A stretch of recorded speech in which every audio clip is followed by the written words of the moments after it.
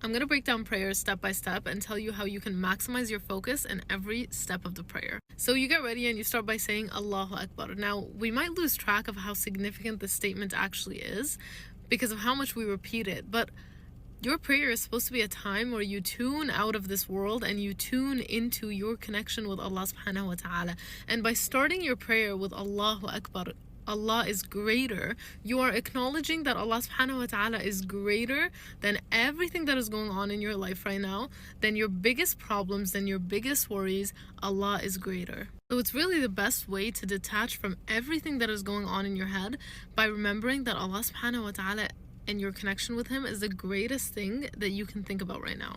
Next, you recite Surah Al-Fatiha, which I've mentioned before that this is a conversation with Allah subhanahu wa ta'ala, but more so, it is also one big dua. It is structured perfectly like a dua. You start by praising Allah subhanahu wa ta'ala, acknowledging His attributes, and then asking for something. And in this case, we ask for guidance. We ask Allah subhanahu wa ta'ala to grant us the straight path. Ihdina as-sirata al-mustaqim.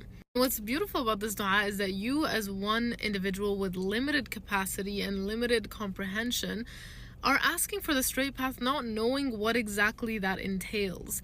There is just a trust in that dua that you know that the straight path is whatever Allah subhanahu wa ta'ala chooses, whatever Allah subhanahu wa ta'ala has written for you, and that is the ultimate best outcome.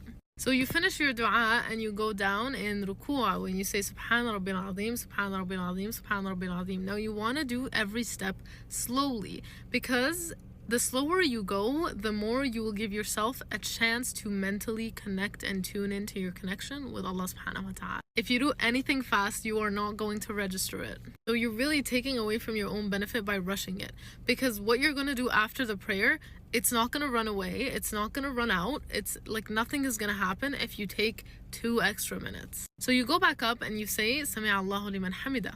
Allah has heard the one who has praised Him. So because you want to be someone who praises Allah subhanahu wa ta'ala, follow that statement with Rabbana wa lakal hamdu hamdan kathiran tayyiban mubarakan fih. I'll make a part 2 to cover sujood, tashahhud, and after prayer dhikr.